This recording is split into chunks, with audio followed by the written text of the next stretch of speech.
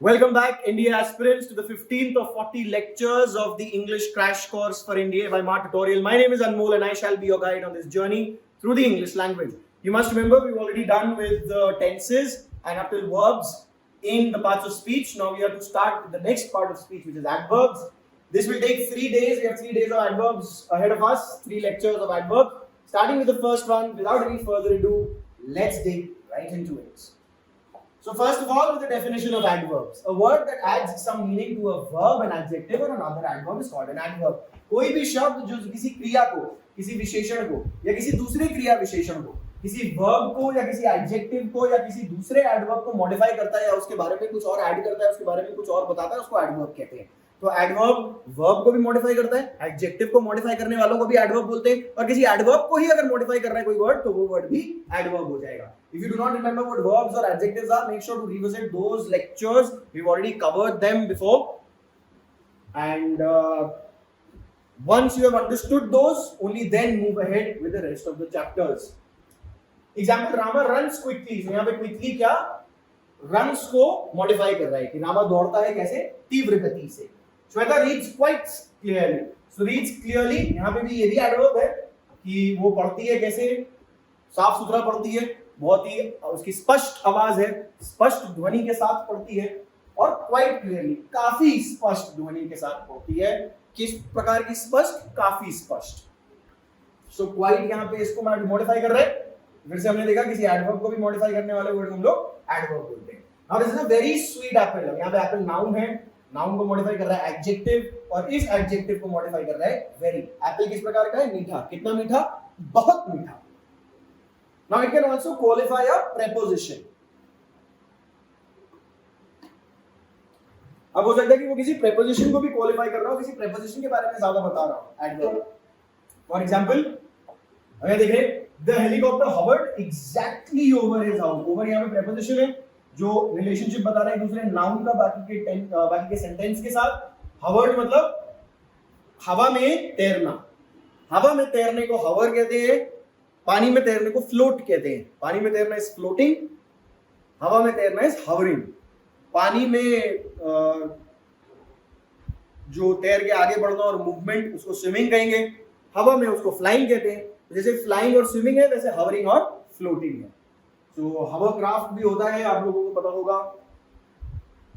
हवा का उपयोग करके वो जमीन से थोड़ा ऊपर लेता है, बीच में फ्रिक्शन कम रहती है जिसकी वजह से वो आगे पीछे बढ़ पाता है, जमीन पर भी और पानी पर भी. तो helicopter hovered exactly over his head. तो यहाँ पे ये preposition को बता रहा है over कि उसके घर के ऊपर, पर एकदम ऊपर, exactly over. So here it is qualifying a preposition over, and that is the task of an adverb as well. It can also qualify a conjunction. He likes her simply because she has a clear conscience. वह उसको पसंद करता है सिर्फ इसलिए क्योंकि उसकी अंतरात्मा साफ है, क्योंकि उसका अंतर्मन साफ है, क्योंकि उसका मन साफ है. Simply because, तो यहाँ पे जो कंजंक्शन है because, उसको मॉडिफाई किया जा रहा है simply द्वारा. Simply because क्यों, सिर्फ इसलिए, simply because, केवल एकमात्र यही कारण. क्वालिफाई सेंटेंस, पूरे के पूरे सेंटेंस को हो सकता है क्वालिफाई कर रहा हो. जैसे fortunately no one was hurt. So no one was hurt पूरा सेंटेंस है, ये बता रहे हैं कि fortunately कि ये किस्मत अच्छी थी, सौभाग्यवश किसी को चोट नहीं पहुंची. It can also qualify a noun or a pronoun, like only, even, at last, almost. Only I know the truth. Only I know the truth. किसको पता है, सिर्फ मुझे पता है. यहाँ पे only is acting as an adverb. Here only I know the truth. Let's move on to the kinds of adverbs. There are adverbs of manner जो ये बताते हैं किस प्रकार से हो रहा है कोई काम. So they usually answer the question of how or in what manner. Then we have adverbs of time which answer the question when, adverbs of place which answer the question where, adverbs of frequency या बारंबारता which answer the question how many times, how often, अक्सर, कितनी बार. Then adverbs of degree और quantity, किस हद तक हो रहा है या कितना हो रहा है. Then adverbs, interrogative adverbs, जो adverbs use किए जाते हैं question पूछने के लिए. अभी देखेंगे हम लोग आगे. We've already done with these interrogative adjectives and interrogative sentences. If you do not remember any of those, please make sure to revisit the adjective chapter or the subject verb agreement chapter where we've done the interrogative sentences at the beginning of the lesson. Now adverbs of affirmation or negation, जैसे not लगता है जब, I did not play, तो not जो है वो adverb of negation है. and then there are relative adverbs that relate back to something that has already been stated, like relative pronouns. Go and check them as well. Before moving ahead, make sure that you understand the previous parts of speech and all their types. Alright, let's start with the first adverb now. Adverb of manner. The words which show how the work is done. जो ये दिखाते हैं कैसे हो रहा है कोई कार्य, जैसे क्विकली हो रहा है, स्लोली हो रहा है, हार्ड, वेल, दस, ब्रेवली, हैप्पीली हो रहा है, जल्दी से हो रहा है, धीरे धीरे हो रहा है, मुश्किल से हो रहा है, अच्छी तरह हो रहा है, इस तरह से हो रहा है, श्योर वे के साथ हो रहा है, खुशी के साथ हो रहा है, etcetera. The soldiers fought bravely. So जो योद्धा थे, जो सैनिक थे, उन्होंने बहुत ब्रेवली फाइट किया, बहुत ही करेज के साथ उन्होंने फाइट किया, भयभीत नहीं हुए, वो एकदम बहुत ही साहस के साथ उन्होंने युद्ध किया. They ran fast. वो भागे तीव्र गति से. The students work hard to get good marks.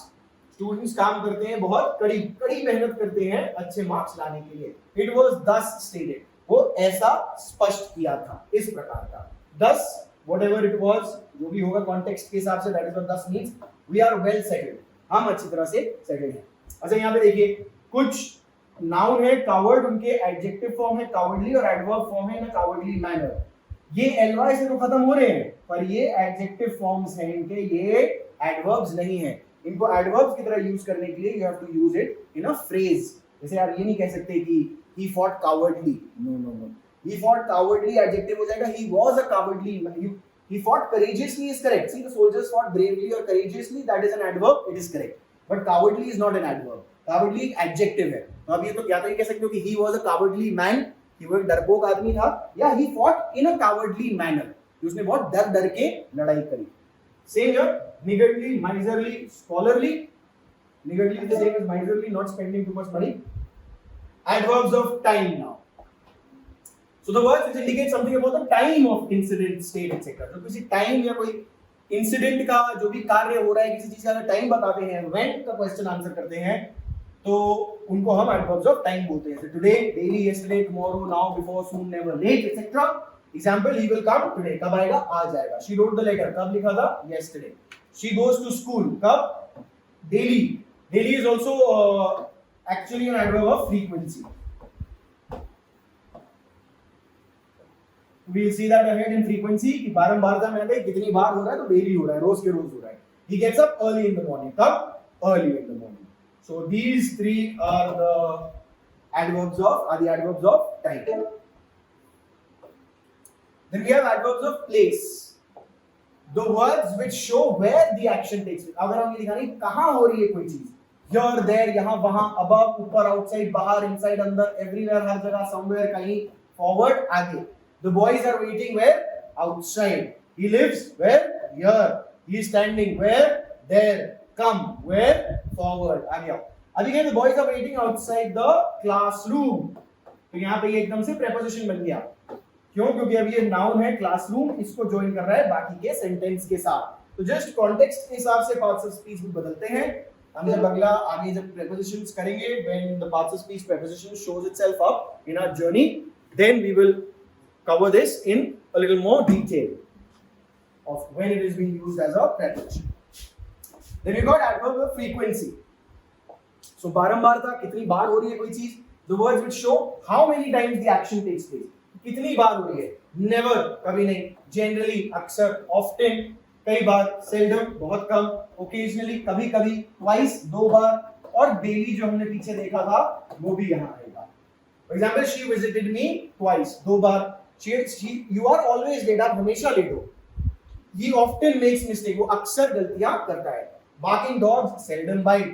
भौंकते वाले कुत्ते कम ही काटते हैं. पर ऐसा नहीं है भाई, आपने भी कुत्ता भौंक रहा हो उसके पास चले जाना कि यार भौंकने वाले कुत्ते कम काटते हैं, काट भी लेते हैं भैया, ऐसी बात नहीं है. परेशान करोगे और फर्जी में अगर आप उसके क्या कहते हैं मुंह में लात दोगे तो काटेगा ही. Don't do that. Barking dogs seldom bite. जो बादल गरजते हैं वो बरसते नहीं, ये कहावत है.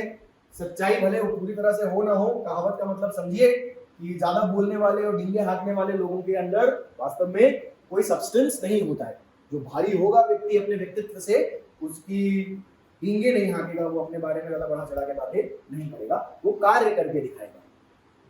नाउ एडवर्ब्स ऑफ डिग्री, मात्रा, the words which show quantity और डिग्री। तो क्वांटिटी दिखाते हैं, मात्रा दिखाते हैं, डिग्री दिखाते हैं उसकी भाई अपेक्षित, किसी चीज की अपेक्षित उसकी मात्रा दिखाते हैं। जैसे well, too, rather, extremely, much, more, less, सही से, कुछ ज्यादा ही, कि रादर की कुछ कुछ ठीक ठाक, एक्सट्रीमली बेनतहा अनंत बहुत ज्यादा, मच ज्यादा, मोर ज्यादा, ज्यादा का फिर लेस इज कम, much and more are similar. He was very tired. So कितना थका हुआ था? बहुत ज्यादा थका हुआ था, very tired.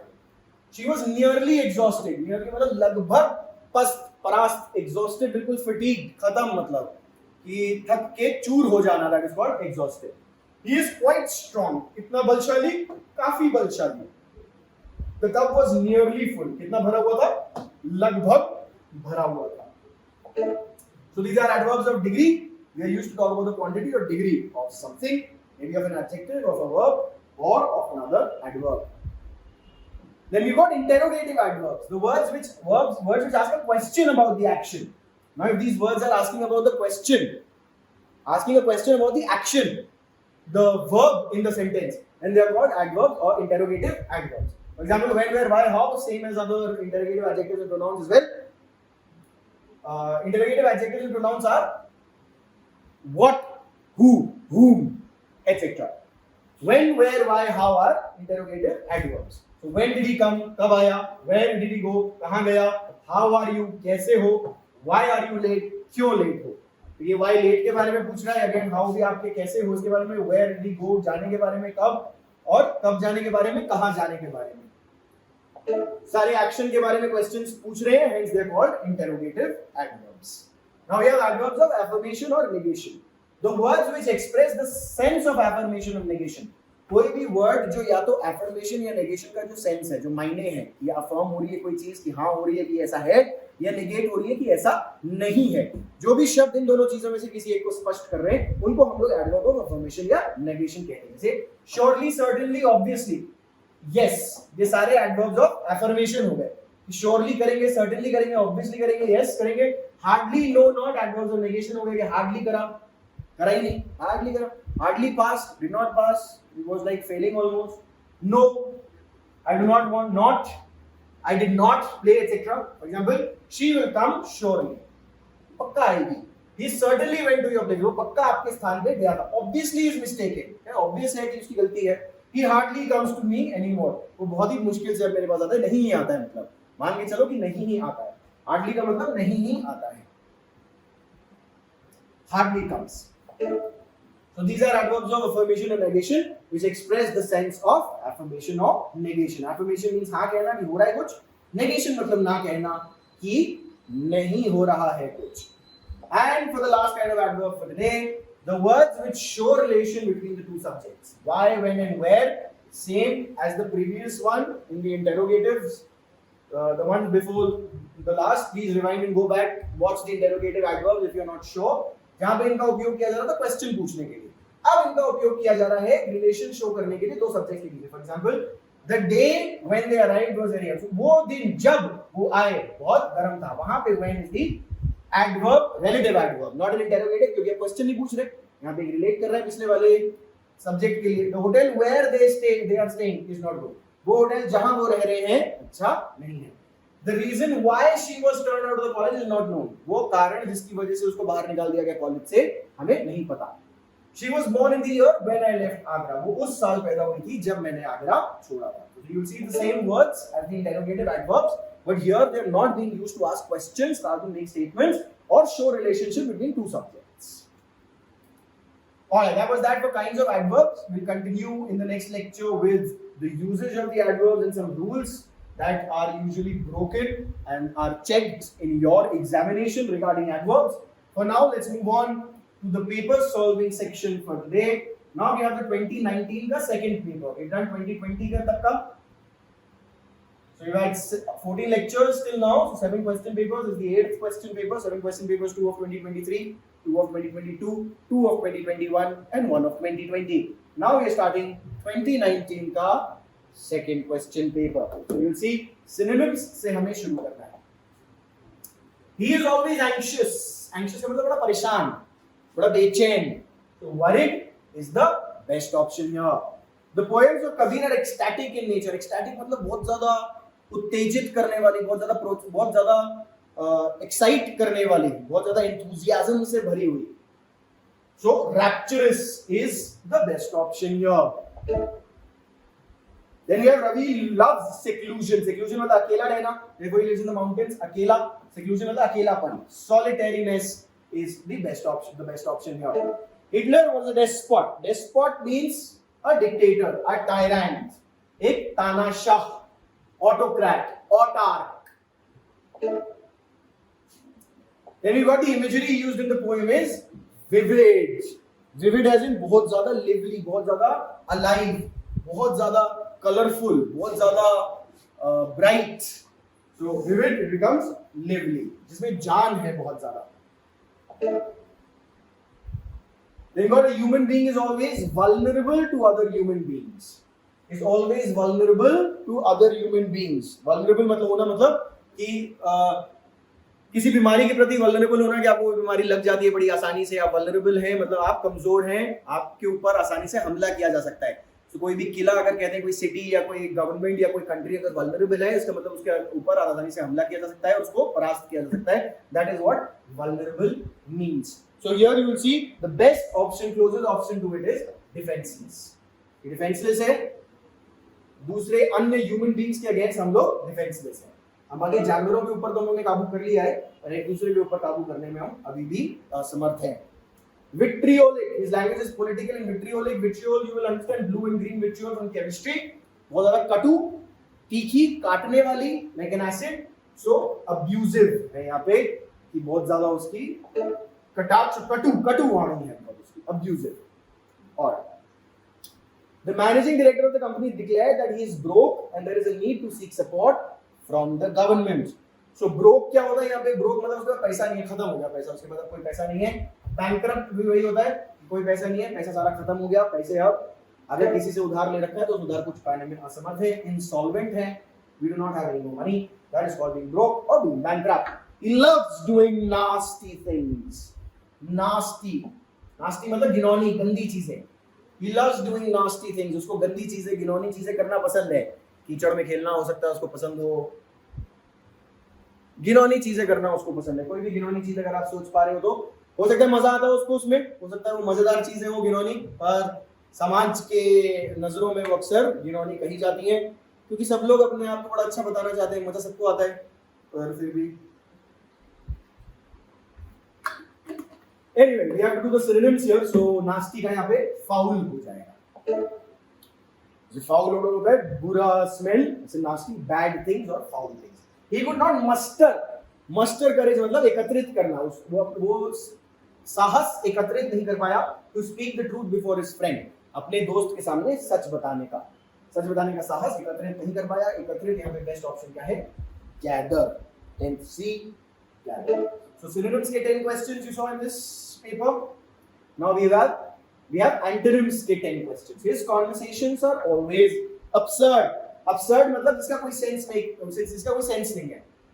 Absurd is anything that does not make any sense. Idiotic, stupid, बकवास बात. इसका opposite यहाँ पे क्या है? Rational. The politician was a dissident. Dissident means someone who goes against normal ideas, someone who goes against authorities, someone who goes against what is the nomenclature of a place. What is the normal thing of a place? Not nomenclature. Nomenclature has to do with naming. So dissident का यहाँ पे opposite है conformist. Conformist मतलब जो बिल्कुल नियमानुसार चलता है. तो नियमानुसार चलने वाला conformist. Dissident मतलब नियमों को तोड़ने वाला, नियमों के विपरीत जाने वाला. He wrote an incisive article on corruption in politics. Incisive मतलब बहुत स्पष्ट. Incisive मतलब बहुत स्पष्ट आर्टिकल लिखा था. यहाँ पे opposite ऐसी vague. Vague मतलब धुंधला, जो स्पष्ट नहीं है, अस्पष्ट. Rakesh is an eccentric prodigal. Prodigal मतलब बहुत खर्च करने वाला, बहुत दिखावा शोशा, बढ़िया पैसे खर्च करके अपना जीवन जीने वाला, याशी करने वाला. Opposite हो जाएगा thrifty. Thrifty मतलब वही कम पैसे खर्च करने वाला, पैसे बचाने वाला. Friendship is always reciprocal. Reciprocal मतलब दोनों साइड से चलने वाली. रेसिप्रोकल मतलब दोनों साइड से चलने वाली, तो यहाँ पे ऑपोजिट इसका हो जाएगा one sided. Friendship is not one sided. Opposite reciprocal का हो जाएगा वन साइडेड. एक तरफा नहीं होती है दोस्ती. दोस्ती कैसी होती है? दोनों तरफ से चलने वाली. The debate was highly stimulating. Stimulating मतलब संवेदनशील. तो संवेदना, उत्तेजना या संवेदना उत्पन्न करती है. यहाँ पे इसका एग्जैक्ट ऑपोजिट अगर आप देखेंगे तो boring. Now malaria is a widespread disease. Widespread मतलब जो बहुत जगह फैली हुई है. Widespread का एग्जैक्ट ऑपोजिट यहाँ पे हो जाएगा rare. Rare मतलब बहुत कम पाई जाने वाली. Widespread हर जगह पाई जाने वाली. Rare कम पाई जाने वाली. Then we have the bill received a vehement resistance from the opposition party in the parliament. Vehement मतलब बड़ा तीव्र. यहाँ पे vehement हो जाएगा कि बहुत जोर से उन्होंने रेजिस्ट किया, बहुत जोर से उसके अगेंस्ट बोले, वो उसके विपरीत गए. So 18 का best option you will see is apathetic. Apathetic मतलब indifferent, जो फर्क ही नहीं पड़ता है. जो हो रहा है होने दो यार, जो कर रहे हैं करो. I don't care. The I don't care attitude is called apathy. Apathy is I don't care attitude. You are apathetic if you have that attitude that I don't care. Opposite हो जाएगा इसका यहाँ पे vehement. Vehement resistance मतलब बहुत ही ज्यादा emotional, बहुत ज्यादा इमोशनल होके, बहुत ज्यादा जोर के साथ उन्होंने उस चीज का विरोध किया.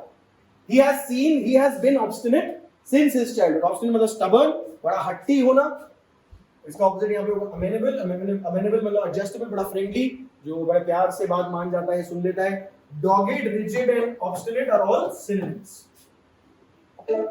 Mahatma Gandhi was one of the most prominent leaders of his times. Prominent मतलब जाने माने, सबसे important. यहाँ पे ऑपोजिट इसका हो जाएगा unknown. Unknown. Ignominious, not ignominious, but anonymous. Anonymity, anonymity. Alright. For the last 10 questions for today, spotting errors. He had arrived at Cairo a few months before protests shook the Arab world. So you'll see he arrived at Cairo. We've already done this. He arrived at Cairo a few months before protests shook the Arab world. But most of us, we did this in the last lecture itself. Make sure you go and visit the last lecture. Revisit the last lecture if you haven't already done it. We've done this question in the previous one where we saw when we finished tenses, when we were doing questions regarding tenses. Alright. Now, but most of us who are older competitive runners are not able to race anywhere the same speed as we did. This one is what we did yesterday. Would be as we did. Work hard lest you do not fail, lest you should fail. We've done lest once. Lest का आपको structure याद होगा. Imperative से शुरू करते हैं. Imperative नहीं पता क्या होता है तो सेकंड लेक्चर रिविजिट करें. सब्जेक्ट वर्ब एग्रीमेंट, उसमें हम लोगों ने टाइप्स ऑफ सेंटेंसेस किए. तो इंपेरेटिव पहले किया था हमने उसमें at the second place. Then you put least, then you put subject, then you put should, and then you put something you do not want. Do not want, जो आपको नहीं चाहिए कि हो. तो क्या नहीं चाहिए आपको कि fail हो. तो should आएगा, should के बाद fail आएगा. fail आप नहीं होना चाहते तो work hard lest you should fail. lest का मतलब होता है कहीं dash dash dash ना हो जाए, तो कहीं fail ना हो जाए. The Eastern Ghats are home of 2600 plant species, and this habitual fragmentation can pose a serious threat to endemic plants. So the Eastern Ghats are home to, not home of, are home to 2600 plant species. Are the home of or are home to. Turbidity current is a fast moving current that sweeps down submarine canyons carrying sand and mud into the deep sea. So you see there is no fault here. I had removed the from here in a previous question paper. Although when we do articles, you will see I will make this question appear again. Then you will see whether or not you are able to answer at that time. Here right now, it's no error. All of it is correct. Every one of the boys loves to ride. Everyone is a distributive pronoun. So we will use it as a singular. So every one of the boys, every one, each of the boys. हर एक को उठा रहे हैं एक करके, तो singular use हो रहा है. सिंगुलर होगा, सिंगुलर वर्ब लगेगा सिंपल प्रेजेंट में. Every one of the boys loves to ride. Neither praise nor blame. Again, neither और nor दोनों डिस्ट्रीब्यूटिव हैं. एक करके उठ रही हैं दोनों चीजें, तो मतलब सिंगुलर में ट्रीट किया जा रहा है सब्जेक्ट को. सब्जेक्ट सिंगुलर में है तो वर्ब भी सिंगुलर में होगा. Neither praise nor blame seems to affect him. Many a man has succumbed to this temptation. This is absolutely correct. Many a का हम लोग स्ट्रक्चर कर चुके हैं पहले ही. सबसे शुरू में जो हमने सेकंड लेक्चर किया था सब्जेक्ट वर्ब अग्रीमेंट में, that one of the cases had many followed by a singular, treated as a singular. If you do not remember, please make sure you're revisiting the second lecture, subject verb agreement, and coming back and assuring that we again are studying the same thing. A time slot of 15 minutes is allowed. तो time slot और time slot ये singular है, 15 minutes देख के लग सकता है कि आप पूरे की बात कर रहे हैं, पर हमारा मेन सब्जेक्ट क्या है? Time slot. A time slot of 15 minutes is allowed to each speaker. यहाँ पे सिंगुलर है, is लगेगा। And then he asked whether either of the brothers were at home. फिर से either use कर रहे हैं, either एक एक करके उठाएगा उनको, तो यहाँ पे were नहीं was होगा, कभी singular चाहिए। Alright, so that's for today. We're going to continue in the next lecture with the rest of adverbs. I will see you in the next one.